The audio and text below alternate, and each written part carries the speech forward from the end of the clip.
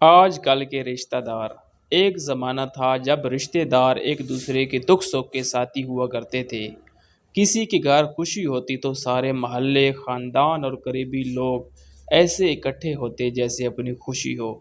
کسی کے گھر غم ہوتا تو سب کندھا دینے کے لیے تیار رہتے۔ لیکن آج کل کے رشتہ داروں کا معاملہ کچھ اور ہی ہے۔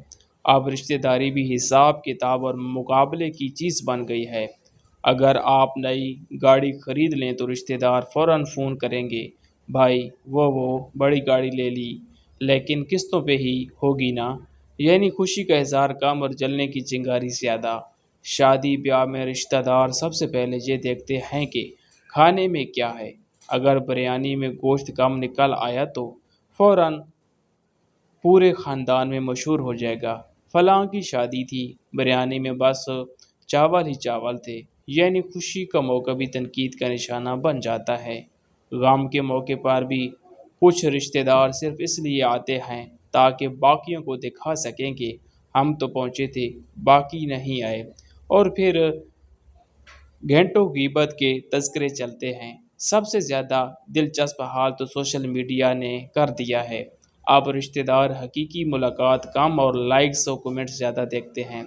آپ کے بچے کی سالگرہ ہو یا آپ کا نیا گھر، سب سے پہلے تصویروں پر تبصرہ ہوگا، ماشاءاللہ بہت پیارا لگ رہا ہے، انشاءاللہ کبھی ملنے بھی آئیں گے۔ لیکن حقیقت یہ ہے کہ ملنے کا وقت شاید ہی نکلے۔ پرانے وقتوں میں رشتہ دار ایک دوسرے کے لیے قربانی دیتے تھے۔ کسی کے گھر مالی تنگی ہو تو دوسرے لوگ اپنی جیب سے مدد کر دیتے۔ آج کل کے رشتہ دار الٹا کہتے ہیں، ہائے افسوس، اللہ آسان کرے، اور پھر دوسروں کو بتاتے پھرتے ہیں، فلاں کے حالات بہت خراب ہیں، اللہ رحم کرے۔ یعنی مدد کم، چرچا زیادہ۔